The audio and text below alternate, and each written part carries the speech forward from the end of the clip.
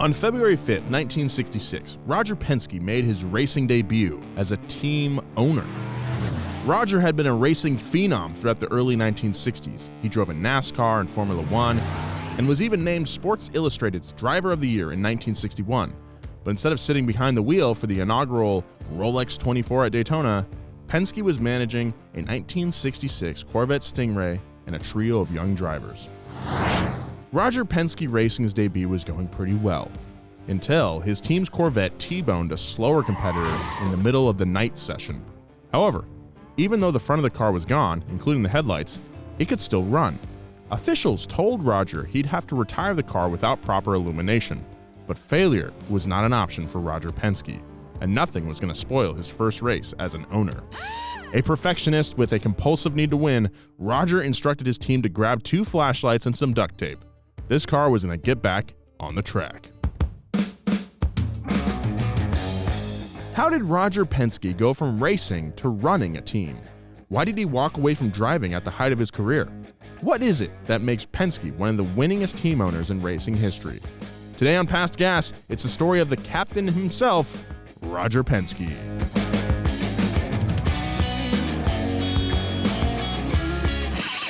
Past Gas Podcast. It's about cars, it's not about sports.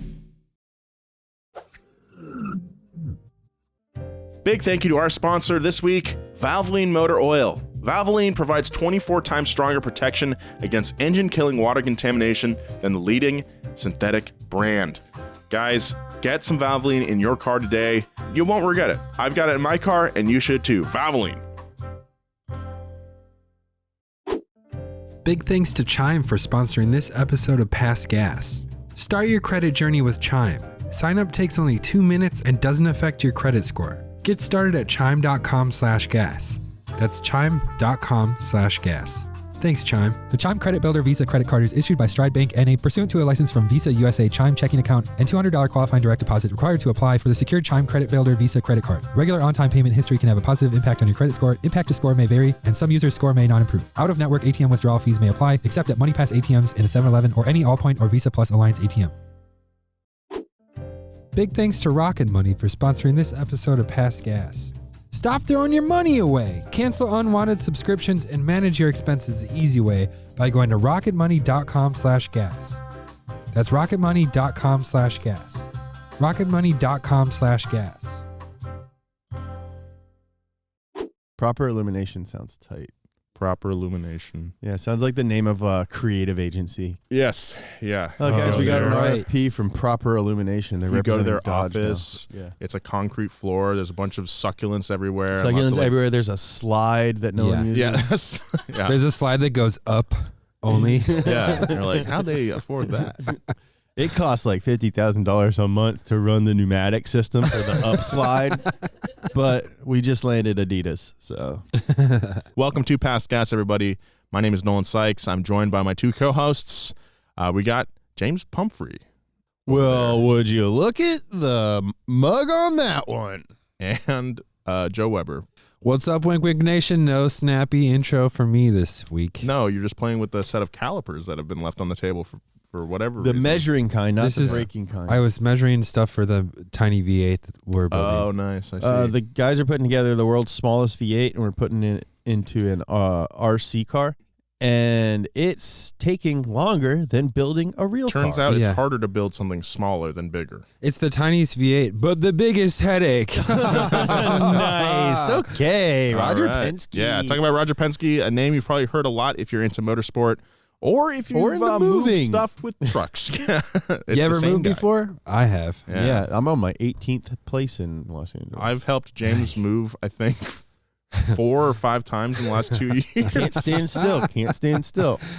Anyway, yeah, so let's get into it. Roger Penske, I don't really know too much about him, to be honest. I listened to like a business podcast with him. I thought it was going to be more racing. Look, you don't have a million different racing teams without making a ton of money. I would like to hear some business tips from Roger Penske. I'm going to go seek that out. Well, he's got some really good quotes. He just seems like a well-rounded, not jerk. Wow, that's surprising from a racing team. Yeah. His dad helped him out in the beginning, but he was like couldn't really afford it, and he was like, his dad was like, he was retired. He used $50,000 of his retirement fund to help start the racing team, and he was like, okay, so his dad. Yeah. Cool. And it was funny when you said not jerk. Producer Christina was over in the back laughing and shaking her head. So I'm sure we're gonna get into it. We're gonna learn more about Roger Penske, and maybe that's what we're trying to learn today. Really a jerk, and he just like bamboozled me. Well, we're gonna find out. Well, his dad was like, if it doesn't work out, I got to go back to work. You know, Jesus. And so that was his motivation for like really succeeding. That is pretty fun motivation. It's like, all right, I can run this race team. Yeah. Or my dad's gonna be a Walmart greeter, and that Walmart greeter job would fund the racing team. Yeah. Oh, just some business before we get into the story here. We won a Signal Award for Best Road Trip Podcast, but I would like to thank everybody. We are a Signal Award winning podcast. Yeah, we swept the Siggies this year. I'd really like to seriously though. Thank you to everybody who voted for us. Yeah, thank you. Thanks to everyone who's reached out over the years and subscribed and all that jazz. Yes. Jazz, it's about the notes you don't play. Let's talk about Roger Penske. Roger Penske was born in Shaker Heights, Ohio in 1937 to Jay and Martha Penske. Jay Penske was an engineer turned executive and a towering figure in young Roger's life. He was just really tall. Really tall. And Roger, at one point, was a baby. His father instilled in Roger an unstoppable work ethic that inspired Roger's lifelong motto, effort equals results. He's not Macho Man Randy Savage. That's how he talks. That was a recording of him we played, as always. Jay Penske also gave Roger his greatest gift, a love of racing. When he was 14, Roger went to an IndyCar race with his dad, where young Penske caught the driving bug. That might have been the turning point for me, Roger said. IndyCar racing and just going fast. Cars became an obsession for Roger. He wanted to be around them in any way he could. Shortly after the fateful IndyCar race with his dad, Roger began working at a gas station and later at a foreign car dealership. Working at the dealership allowed him to take the cars out for test drives, even though he didn't have a license. And we all know, letting young mechanics test drive fast cars, great idea. Did you see that Mark IV Supra that had just gotten tuned and the mechanic was taking it out on a drive and just flipped it 7 times, got thrown from the car, was fine, was uninjured. Yeah, landed on railroad tracks. Pretty crazy. Wow. Yeah. But Roger never did like working for someone else. He started buying junk cars, fixing them up, and selling them for profit out of the family garage. Jay Penske encouraged these interests, emotionally and financially. Oh, cool. Roger said of his father, he and I always had this pact. If I needed $10 or $20, my dad said, you earn half and I'll support you with the balance. As naturally happens when you're building cars. As it naturally happens. Dad was like a 401k of cash. As it naturally happens when you're building cars, you want to start racing them too. Roger started out drag racing at the Akron drag strip. Back in the mid-'50s, I took my dad's Buick there and wore out the transmission. Roger said. I remember he went to drive it to work on Monday, and he couldn't get it out of the garage. So, yeah, young guy, his parents helping him out substantially with buying and racing cars. Going pro became more of a reality once young Penske left the house. In college, he bought a 57 Corvette out of a GMAC payment book and used it as his competition for hill races.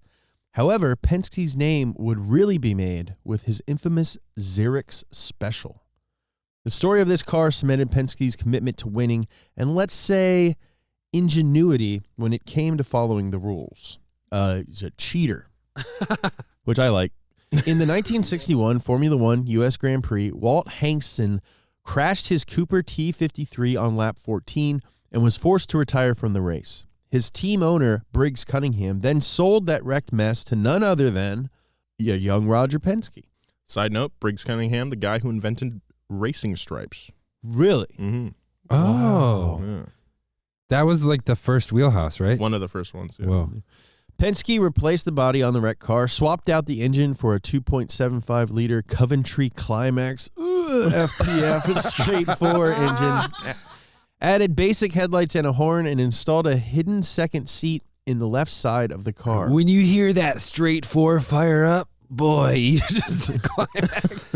By definition, Penske had turned a Formula One wreck into a street car. Penske drove the number 6 cherry red Zurich Special all the way to the 1962 USAC Road Racing Championship title. Wow. The USAC Road Racing Championship Series folded in 1963, but Roger's love for the Zurich Special stayed strong. He brought it to the SCCA National Sports Car Championship, where he drove it to 2 quick victories. Roger entered the car in several other races, but eventually outgrew the Special. Not to say that it wasn't still special. It was later bought by another legend, a guy we like to call Bruce McLaren, who went on to his own victories behind its wheel. Dude, they're all just hanging out at the same bar. You know what I mean? Eating chicken wings. Yep. Oh, they got garlic parmesan now? How are they, Bruce? I don't know. I think I'll get buffalo next time. Roger saw success in practically every ride he raced in. From sports cars, finishing second in the 1963 12 Hours of Sebring in a 3-liter Ferrari 250 GTO, to stock cars winning the Riverside 250, driving a Pontiac Catalina for owner Ray Nichols. In 1965, 28-year-old Roger was offered a rookie test for the Indy 500, but Roger stepped away from what might have been the pinnacle of his driving career, not because he didn't think he could win, but because it interfered with his business interests. You see, Roger Penske was selling cocaine. Oh, it's funny that you say that because he was became friends with DeLorean. Oh, cool. Roger Penske knew that a life behind the wheel couldn't be his entire life. So with that in mind, he decided to purchase a Chevrolet dealership in Pennsylvania, of all places. Interestingly enough, he was only able to purchase the dealership because of his father, who brought their "you earn half, I'll give you the other" agreement into Roger's adulthood. So that business podcast, did he mention, like, have your dad give you half the money for everything? He did. Yeah, he said if you need $20, I'll give you 10. That's cool. Yeah. But then he also said, no one's ever going to give you a good car. No one's going to give you a team. You got to go out and get it. But so first off, call your dad. Yeah, call your dad. All right. And then he'll go get it for you. Drafting an email right now to roger@penske.com. Oh, I thought you were going to email your dad. I need, dear Roger, I need $100,000. Let's go, Brandon. That's But a dealership isn't cheap. He was retired and he went into his savings account, Penske said. Jay lent Roger $50,000 to open his first business. That left the other $50,000 Roger needed. And being a race car driver / business owner wasn't all it was cracked up to be. No bank wanted to loan money to a man regularly driving at high speeds around tight turns. They didn't know it was called racing. They thought it was just driving at high speeds around tight turns. Mm-hmm. Speaking of living in a bunch of places, one of my landlords in a place I lived in a few years ago, like, didn't believe that I made money on the internet. He's like, so your job is on the internet. I was like, yeah. He's like, how do you do that? I was like, I don't know how to say this, man. So Roger gave up his spot in the Indy 500 tryout and retired from racing. Mario Andretti went on to take the tryout in Roger's place, reached the podium, and won Rookie of the Year. At first glance, you'd think this wouldn't square with Roger's win-at-all-costs mentality. Why would someone who fell in love with racing because of IndyCar give up a chance to race in its top competition? Well, because Roger had his eyes on a larger prize. Reflecting on this time, Roger said, "My dad gave me that check, and he said, if you lose this, I'll go back to work. At that point, there was never a question in my mind. I was not racing. I had to be focused on business. So it was a pretty easy decision. The right decision." This really doesn't, I don't like him. I mean, I don't know. It's, yeah, he's got the money, and then he's going to make more money. Cool. You know? Good for him. If my dad was like, hey, I'm going to give you this loan, but if you it up, I'd have to go back to work, I'd be like, Yeah, I'll I'd be like, figure it that out. doesn't sound like a responsible thing to do. I'll figure it out. Don't worry about it. Thank you, though. But like his dad probably had more money that he was letting off on, he probably didn't ever have to go back to work. If he was an executive, Yeah, that's true.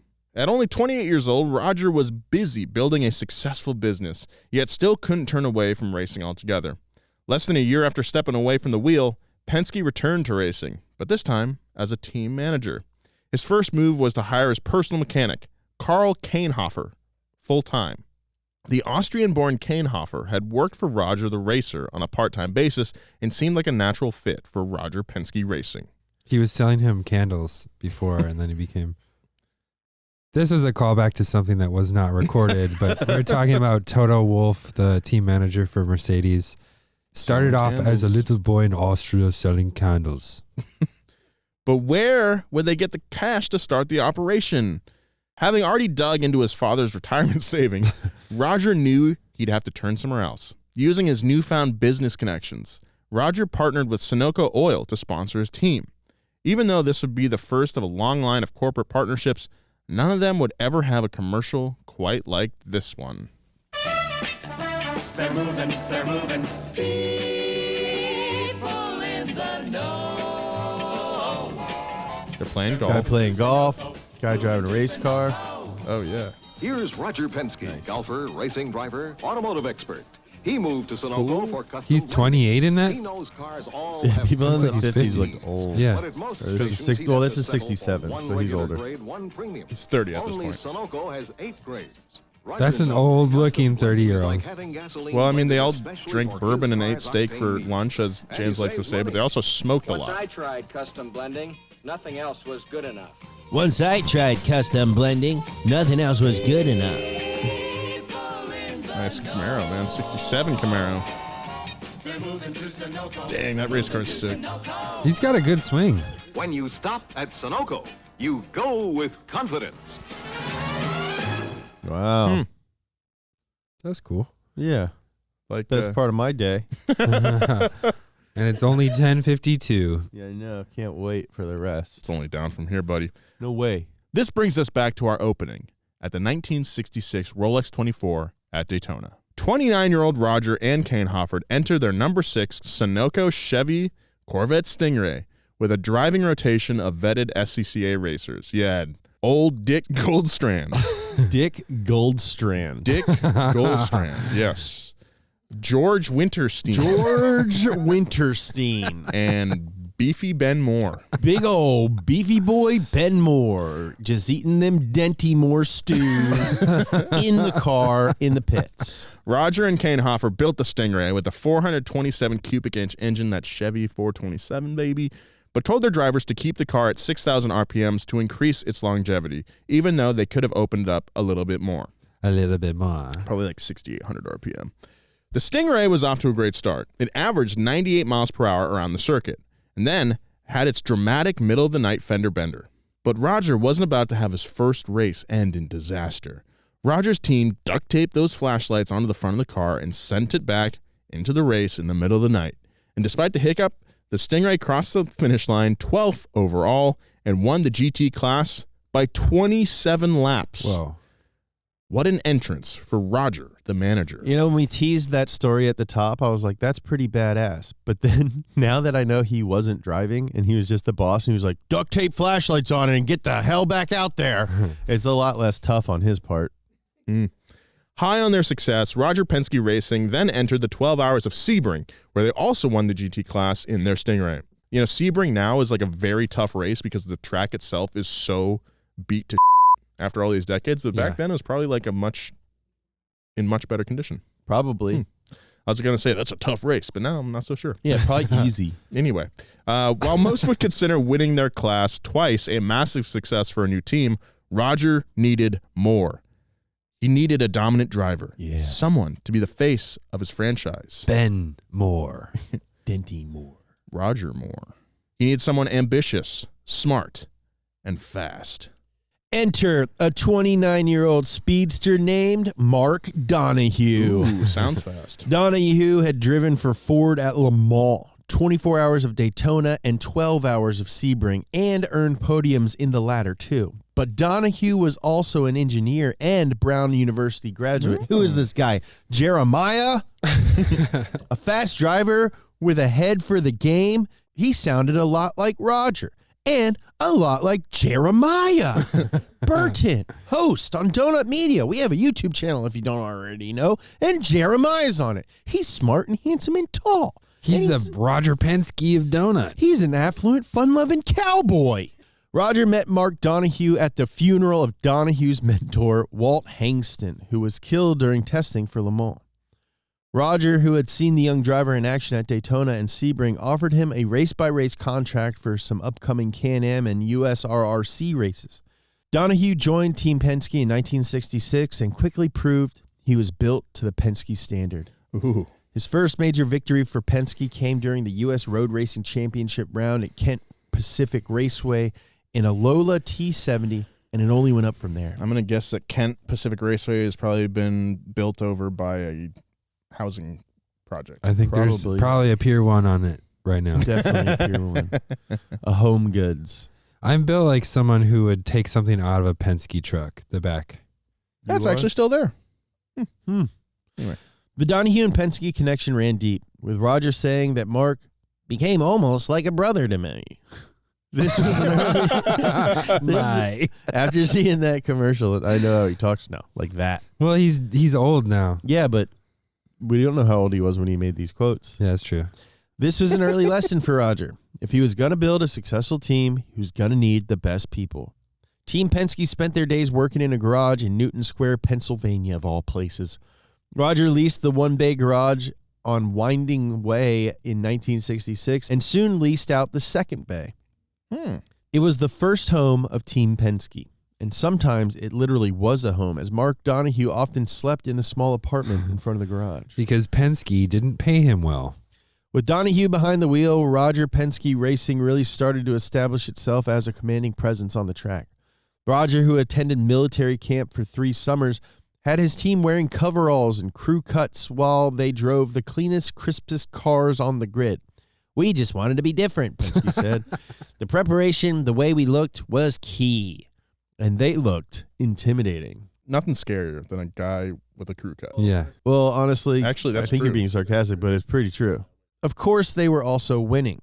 Starting in Trans Am in 1967, Team Penske brought the new Chevrolet Camaro onto the track, offering a challenge to Carroll Shelby's Mustang and Bud Moore's Mercury Cougars. Wait a minute. Are these the Navy? Oh, okay. Yeah, dude. Yeah, dude. Yeah. Yeah, they're the Navy ones, Now dude. you're getting it. Yeah. Getting a handle on the Camaros in the first place was a journey, as Roger and his team experimented with their new ride. Oh, shit, dude. It had brake problems, suspension issues, and handled like a friggin' box. Guys, these are the Sunoco Camaros. The These are the Sunoco navy blue Camaros. with the yellow wheels. If you probably unlocked this car in Forza a couple years ago, yeah, okay.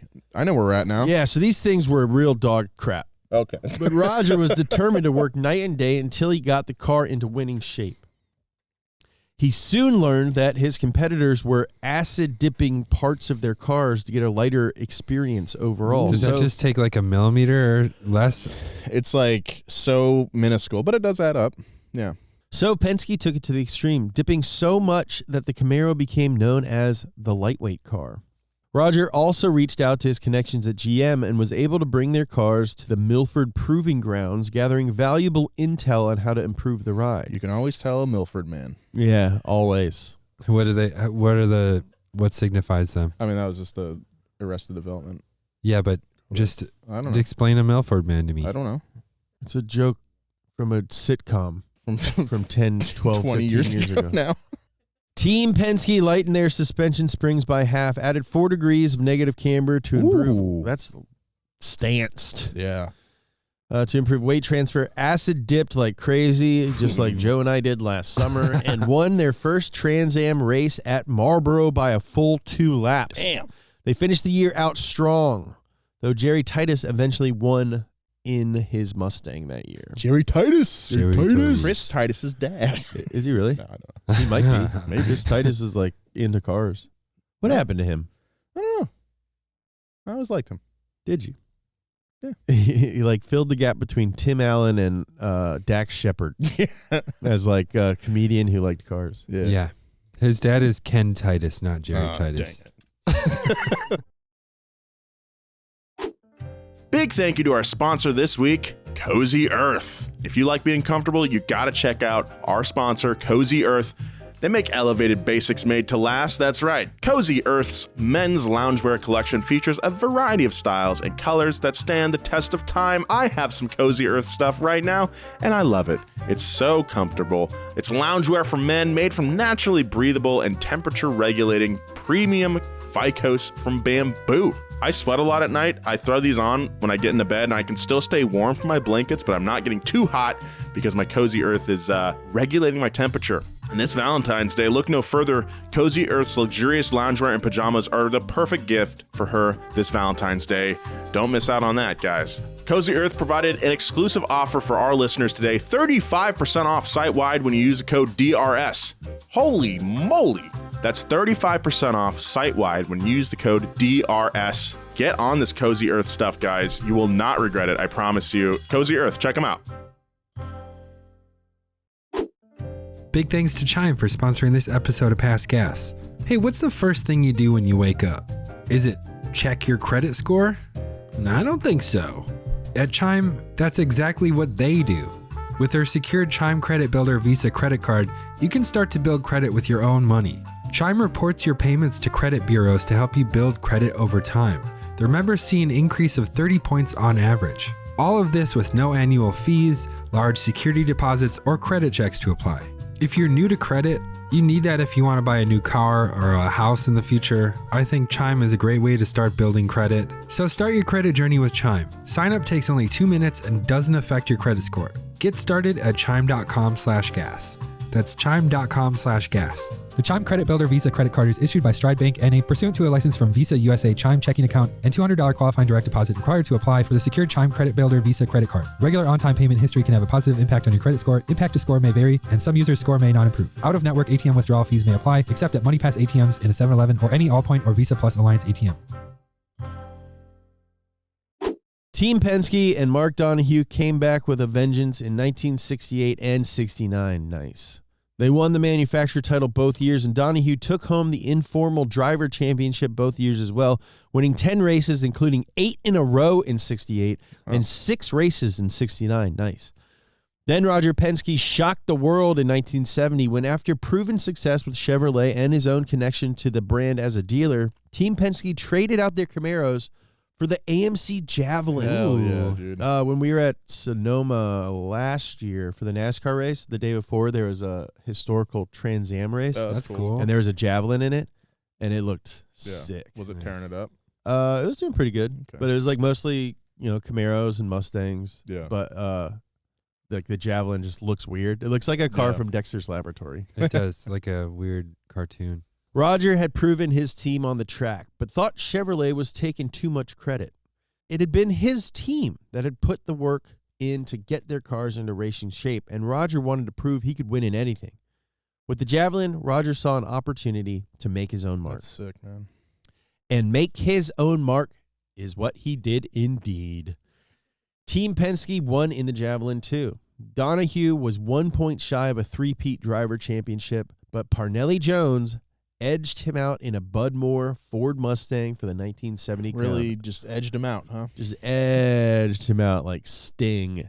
If I remember correctly, the Javelin was also kind of like a Camaro situation where the first season that they ran them, the Javelin was like really unreliable, and just AMC did a lot of things differently than GM, so they just had to figure out a bunch of stuff. And then once it worked, the Javelin became like the most dominant car of Trans Am. Yeah. This is a really cool livery if you guys. Well, and again, like this. Bud Moore used to drive for Penske, and I like to imagine that he's like, "Hey, hell of a season, you son of a bitch. We'll be back next year." Yeah.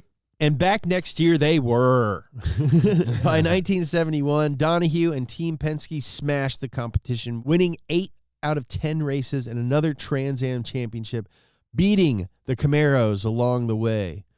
Roger wasn't satisfied with being the best. He wanted to prove that if you had him in your corner, you could be the best too. I think they like completely re-engineered the Javelin as well. Really? Like on the outside, it looked like a Javelin, but underneath, it was like very similar to the Camaro. They just like they copied the suspension and everything. Got it. They was also making bowling balls and motorcycles. If you want to learn more about that, check out our Harley episode that just aired recently. It's a hell of a ride. Pun intended. Pinnacle of racing to Roger was Indianapolis. Team Penske had their Indy 500 debut in 1969, nice, with a turbo Offie-powered Lola T152. Donahue qualified fourth and was closing in on second for most of the race before the magneto failed. A pit stop took him out of the podium, and he finished seventh, but still managed to win Rookie of the Year. Nice. But Roger and Donahue wouldn't be satisfied until they won the whole thing. The big shebang. The shebizzle, if you will. The grand dance. The big old Tootsie Roll.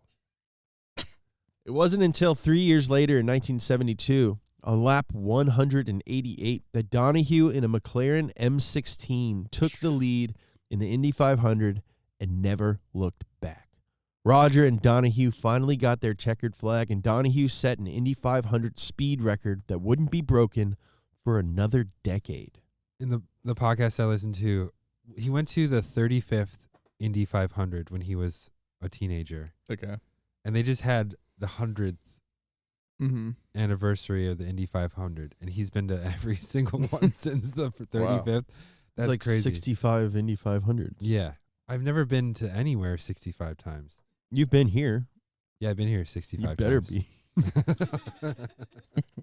That's 32,500 miles of Indy. Whoa. Wow. That's some quick math on your part. I did it in my head. Yep.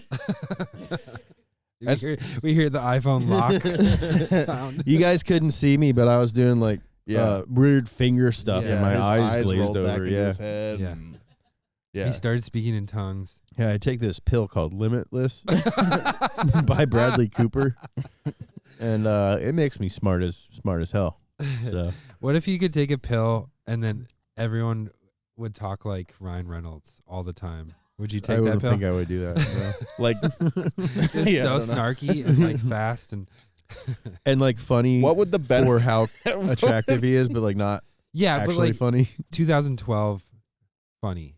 Yeah, What would the Yeah. benefits Like- of that be? like- Why would you take like this? found success and gave up on growing Yeah. your sense of humor or style. Yeah. Like, oh, Deadpool. So like this is just as good as I'm gonna get. Yeah. Oh, that hurts and his arm is like chopped off or something. Ow! As Team Penske's successes, You Ryan Reynolds. Yeah, Ryan Reynolds. thanks to our sponsor Mint Mobile. Ryan Reynolds is your cool life and your cool wife, and everybody likes you. You're so cool and handsome and funny. I want to be friends with Ryan Reynolds, Dax Shepard, John Krasinski, Will Arnett.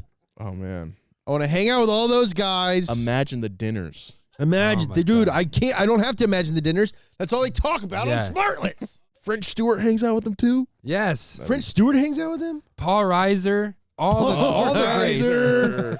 Oh man. I bet Sinbad shows up. Oh man, Sinbad's not doing great right now. He's not. No. Oh. Why? Got a lot of health problems. Oh, No. damn it. Look, Sinbad, I hope you get better. Ryan Reynolds, I hope you choke. Shut up. You don't talk about Ryan Reynolds like that. He is one of my top 5 best friends, along with Kraz. That's what we call Krasinski. Call him Kraz. That's his name on my phone. Will Arnett, who fat shamed me on set one time. But I forgive him because he's just looking out for me because he's my friend. So I'm best friends with John Krasinski, Will Arnett. Jason Bateman. Don't Jason forget about him. Bateman Yeah. is one of my besties. Ryan Reynolds, French Stewart, Dax Shepard. Those are my best friends. That's the wrecking crew. Right Those are there. my best friends. If Paul Reiser heard you leave him off that list? Dude, Paul knows that he's like not just my friend, he's like my brother. Oh, okay. Big bro, Paul, shouts. Love you, Rise Dog.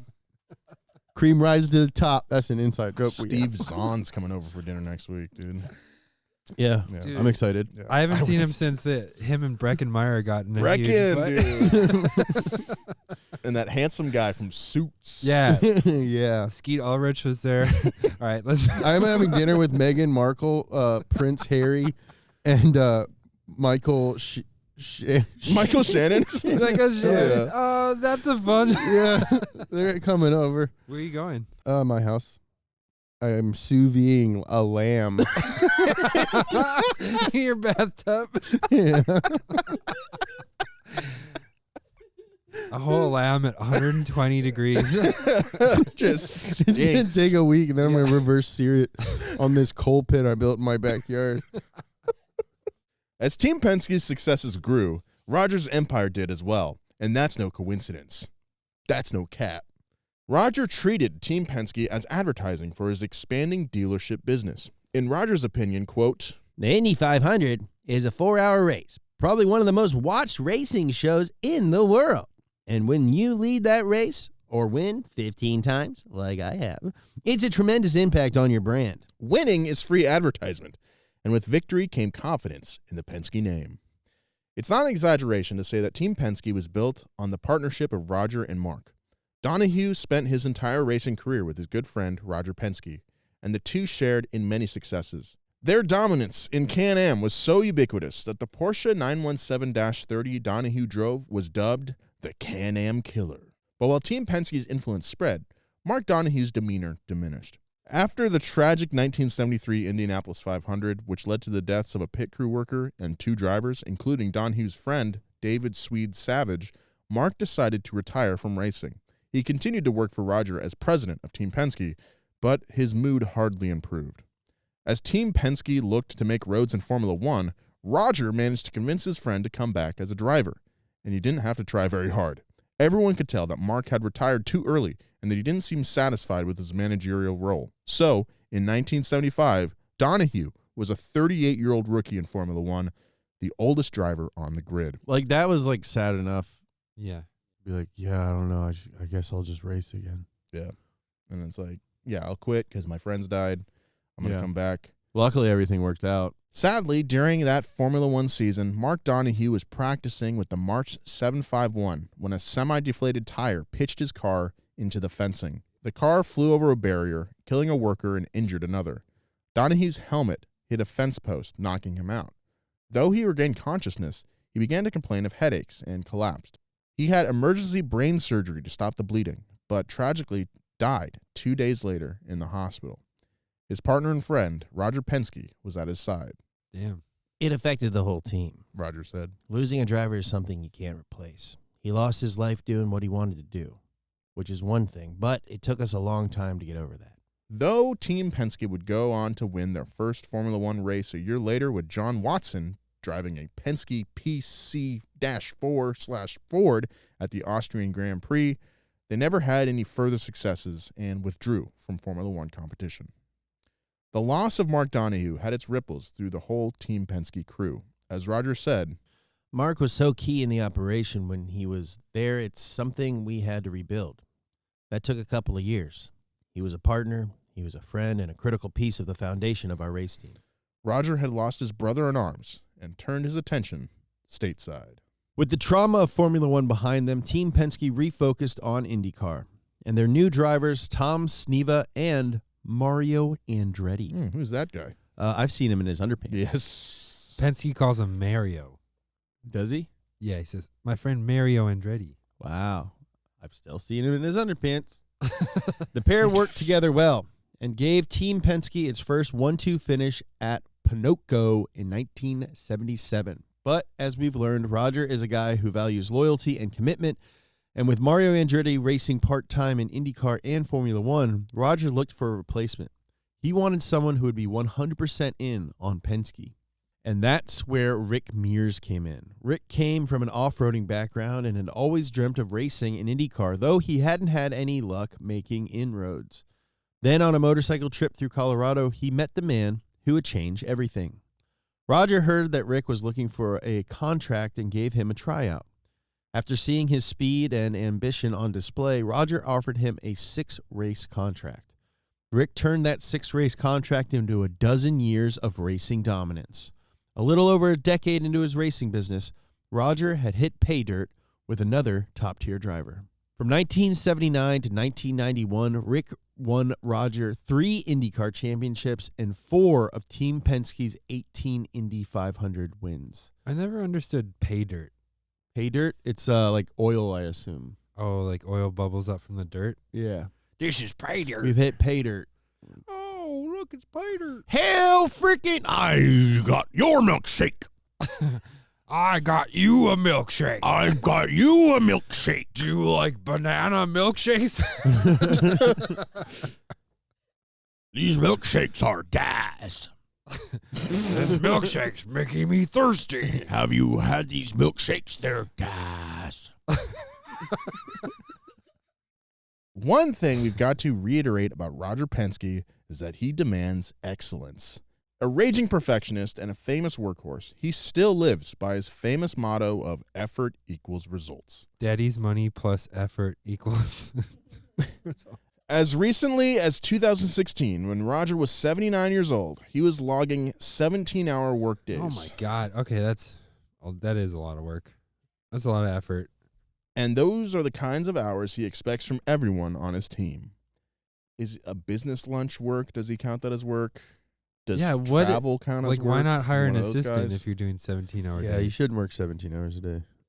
Roger's expectations can often be brutal. For example, in 1991, 22-year-old driver Paul Tracy qualified 7th on the grid at the Grand Prix of Long Beach, something that got Team Penske's attention. Roger's office sent the Toronto-based Tracy an invitation to meet with him in Detroit. The invite was sent at 4 p.m. for an 11 p.m. meeting that night. Paul and his dad were forced to scramble to drive to Detroit in time, but they got there in time.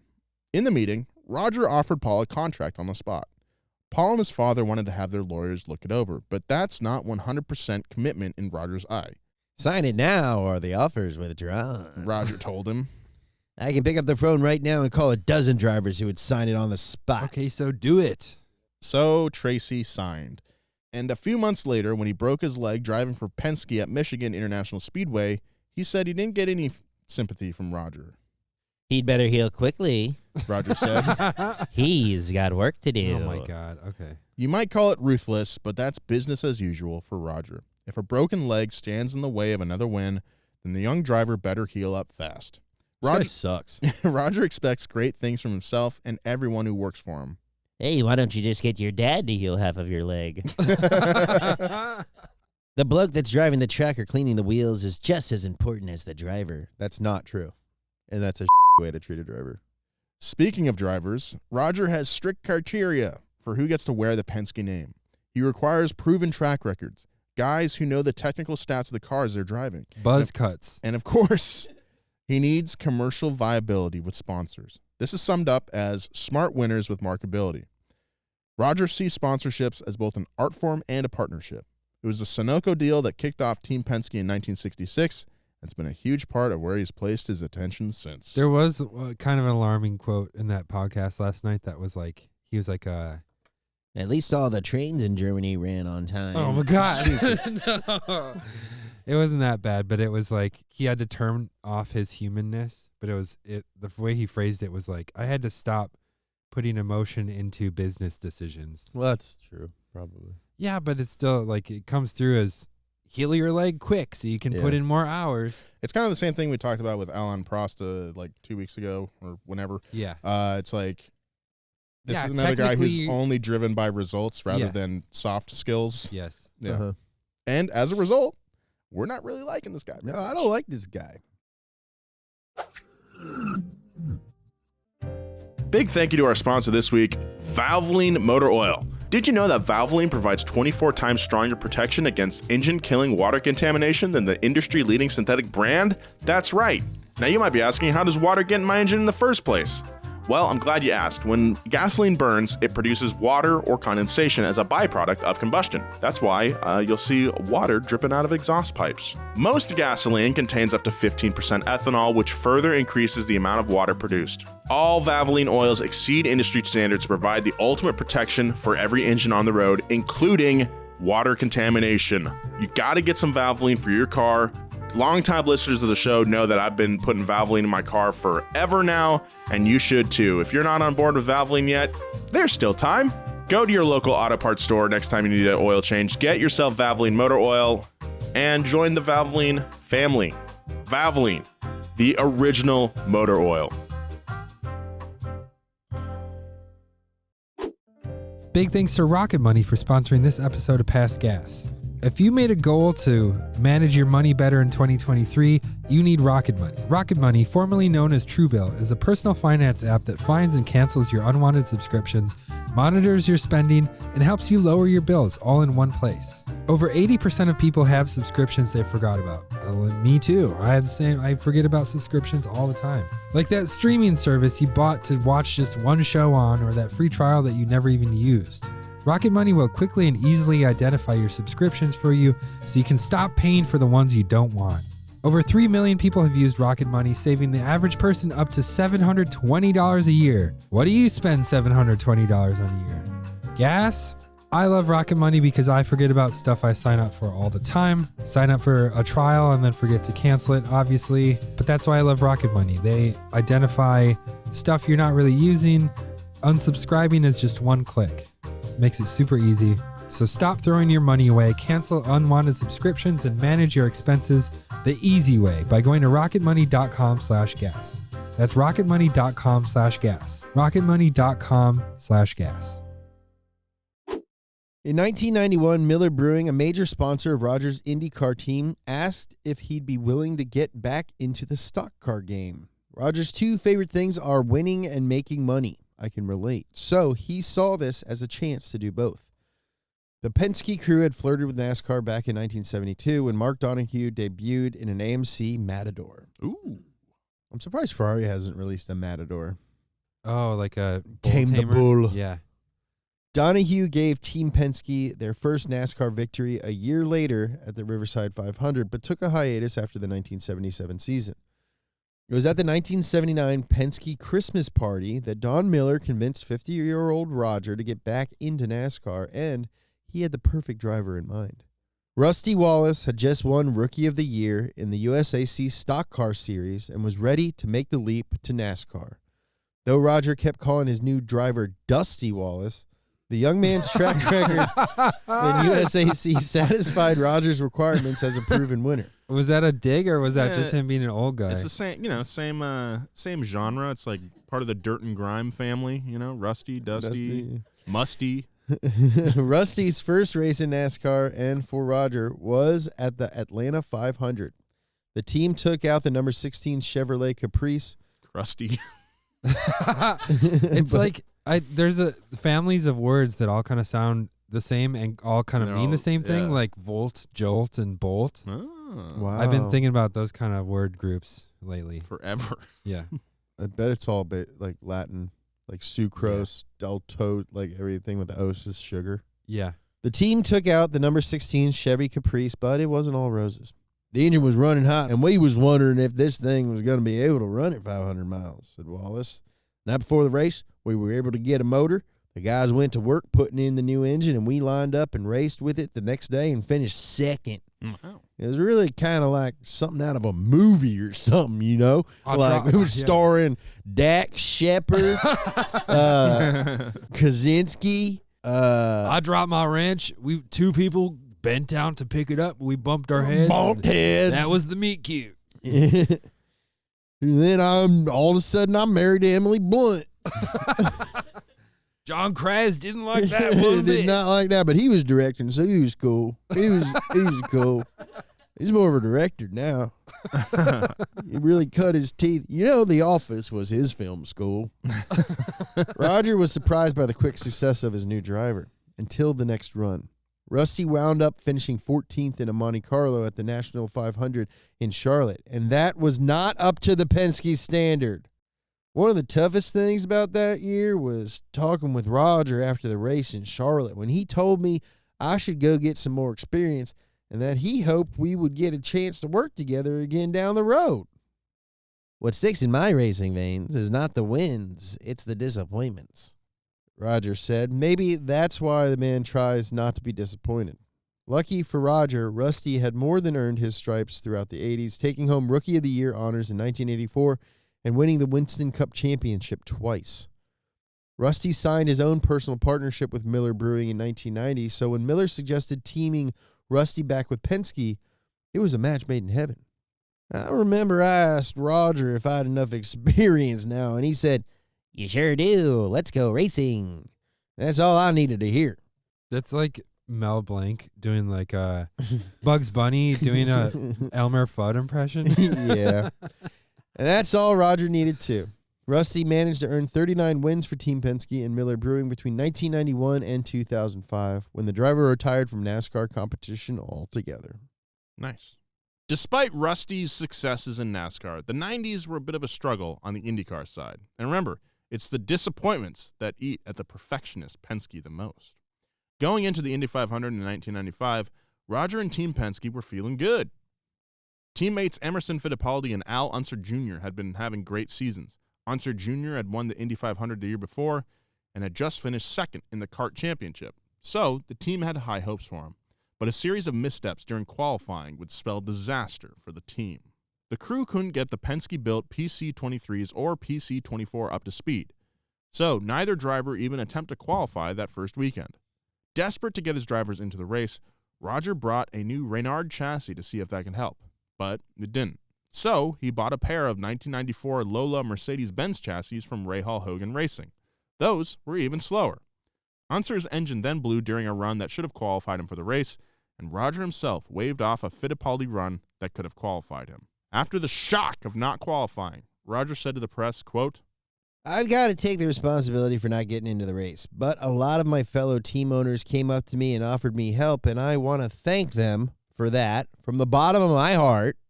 We are not going to buy our way into this race. We had an opportunity to compete on a level playing field, and we did not get the job done." Okay?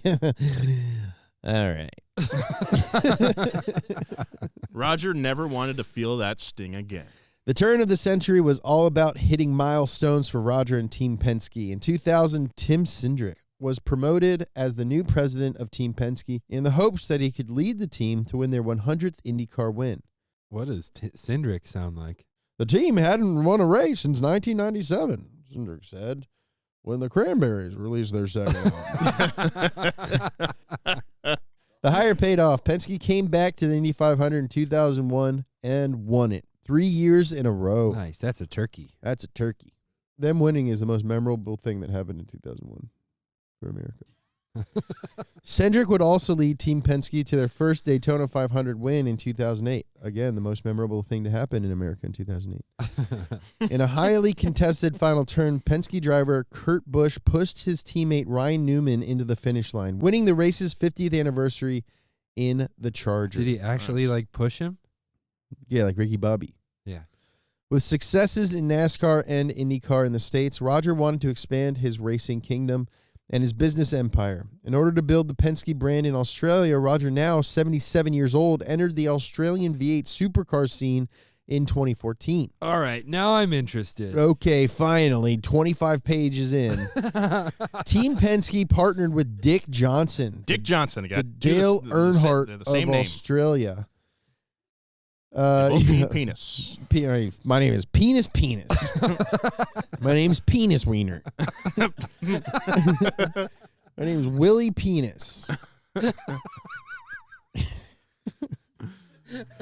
Willie Dong. And he did what he always did. Invested in the people and the drivers and smoked the competition with 56 wins, 62 poles, and 6 championships, including 3 consecutive drivers' titles with Scott McLaughlin. Dick Johnson on the pole again. Were it not for He's feeling real cocky. Were it not for the pandemic, the partnership with Penske and Supercar likely would have created even more championships, but Roger was forced to sell his share in October 2020. He got out pretty quick.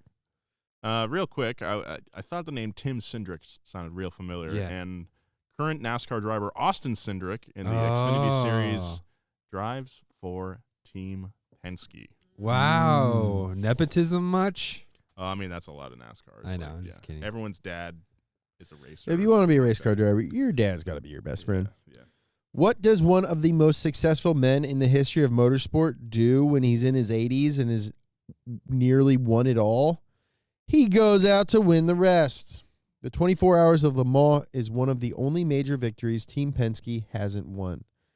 But it's on Roger's bucket list. Well, he better hurry because he's about to kick it. Jesus. Roger himself raced in Le Mans when he was 26 years old alongside teammate Pedro Rodriguez. The pair raced for the North American racing team in a Ferrari 330 TRI LM, the car that had won the year prior. At hour 9, however, an oil line burst while Roger was driving and destroyed the engine. Or as Roger said, I blew it up. That's This what I say past when I summer- get out of the bathroom. Yeah. Yeah. This past summer, Team Penske took an Oreca 07 Gibson LMP2 car shared by Felipe Nasser, Dane Cameron, and Emmanuel Collar to the 24 Hours of Le Mans. And it was consistently in the top 3 for a good portion of the race, though Team Penske finished 5th overall. But if we've learned anything about Roger Penske, is that he's going to work himself and his team to the bone until they come back even stronger. Oh, yeah. That's how you've managed. That's how you manage. You work people to the bone. He's going to rub Dick Johnson to the bone. Roger Penske has already made his name synonymous with victory in racing, and that legacy will likely last long after he's gone. In January 2020, Penske bought the Indianapolis Motor Speedway, ensuring that his hold on the sport would last. With 18 Indy 500 wins, Team Penske already has the most wins at the world-famous complex. I owned the track on the inside. Now I'm gonna own the track on the outside. That's like a The Joker. Roger's career is paved with victories. Some are shows of outright dominance. Others are scrapped together in the face of failure. From his first race as a manager at Daytona to revenge winning the Indy 500 3 times in a row after losing out on it in 1995. But Roger Penske is not one to live in the past. If it resurfaces for any reason, it's to serve as a lesson for future successes and fuel his desperation for more and more wins. Winning is the only goal for the captain, at the expense of everything else. Luckily for Roger and everyone else around him, he's really good at winning. Sounds like a real piece of Okay. I've always wondered about him. Yep. And now I'm just kind of like, huh, okay. Yeah, it makes sense. the Ryan Reynolds of Indy. No, he's racing. not. No, he's not. You don't talk about Ryan like that. Ryan's great. Great guy. You better not let Blake hear you say stuff like that about her boo. Okay, fine. The Paul Giamatti of No, IndyCar Paul racing. Giamatti's great. You don't think he's a little bit over the top? All right, well, that was Roger Penske, but now it's time for some fan mail. This is from Grayson. Hey there, lads of Past Gas. Big fan here. Been listening since the first episode. The Enzo Ferrari voice had me hooked instantly. Nice.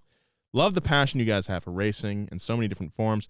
I race a micro sprint car. It's exactly what it sounds that like. sounds and cool. would love to see or hear you venture a bit into American dirt oval racing. I would love to. I feel like that. Dirt racing and baseball are like America's contribution to sport, I think. Yeah. What about basketball I don't know who and invented that. football? American football America. is American. So is basketball. Yeah, but like because this is a car show, I like to lean on dirt oval racing. You know what I mean? Yeah, I'm just saying we Yeah. invented like most of the I gotta sports. pretend that I don't watch other sports. You know? Okay. Our thing is making up a sport and then crowning us world champions. Anyway, calling for coverage of a kind of niche sport isn't why I'm emailing, though. The Paul Newman episode got me thinking about how there are a lot of other cool racing-based or racer-founded charities.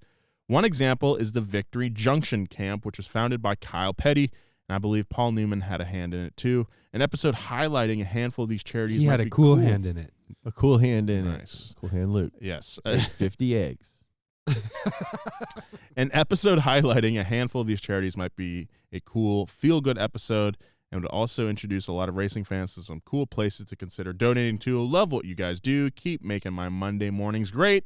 Grayson G. Nice. Thanks for the email, Grayson. Those are some kind words. Let us know if you want us to do an episode on Paul Reiser and his contribution to racing. Yeah. If you'd like to hit us up, we're passgas@donutmedia.com. Maybe we'll read your email on air. We'll think about that charity episode. Thank you very much for listening to Past Gas. Follow the boys at James Pumphrey, at Joe G. Weber. Follow me at Nolan J. Sykes if you'd like. Big thank you to our producers this week, Christina Felsky and Nick Giamuso. Gavin is out this week. But we had a great rider this week too, Kyle Raby. That's right. All right. Tell a friend, leave a review, and we'll see you next week. Thank you very much for listening. Thanks for that Signal Award, baby. Award winners. Woo. We're moving up 349th to 348th most popular podcast in the world. Let's go.